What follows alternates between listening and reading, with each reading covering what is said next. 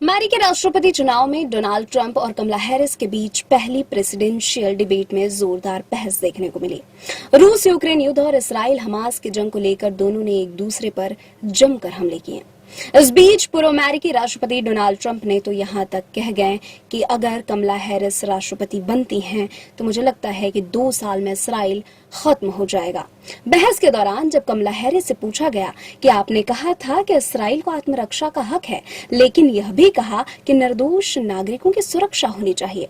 अब जब 40,000 फलस्तीनी मारे जा चुके हैं, लगभग 100 इसराइली बंधक अब भी फंसे हुए हैं और कोई समझौता नहीं हो रहा है, तो आप इस स्थिति को कैसे सुलझाएंगी? कमला हैरिस ने सवाल का जवाब देते हुए कहा कि सबसे पहले हमें समझना होगा कि यह स्थिति कैसे बनी। 7 अक्टूबर को आतंकी संगठन हमास ने 1200 इसराइली नागरिकों का नरसंहार किया, जिनमें से कई लोग सिर्फ एक संगीत समारोह में भाग ले रहे थे। महिलाओं के साथ बेहद बर्बरता की गई। मैंने तब भी कहा था और आज भी कहती हूँ कि इसराइल को आत्मरक्षा का पूरा अधिकार है।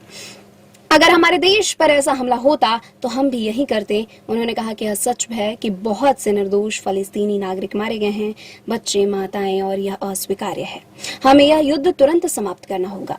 इस पर डोनाल्ड ट्रंप ने भी पलटवार करते हुए कहा कि अगर मैं राष्ट्रपति होता तो यह युद्ध कभी शुरू ही नहीं होता। 4 साल तक मेरे रहते रूस ने यूक्रेन पर हमला नहीं किया, लाखों लोग मारे नहीं गए। मैं पुतिन को बहुत अच्छी तरह से जानता हूँ, वह ऐसा कभी नहीं करते। अब जब कमला इसराइल की बात कर रही हैं तो वो इसराइल से नफरत करती हैं। कमला ने भी पलटवार करते हुए कहा कि ये बिल्कुल गलत है।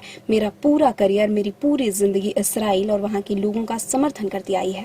ट्रंप जानते हैं कि वो गलत हैं और वह सिर्फ लोगों का ध्यान भटकाने की कोशिश कर रहे हैं। सच्चाई यह है कि डोनाल्ड ट्रंप राष्ट्रीय सुरक्षा और विदेश नीति में हमेशा कमजोर और गलत साबित हुए हैं।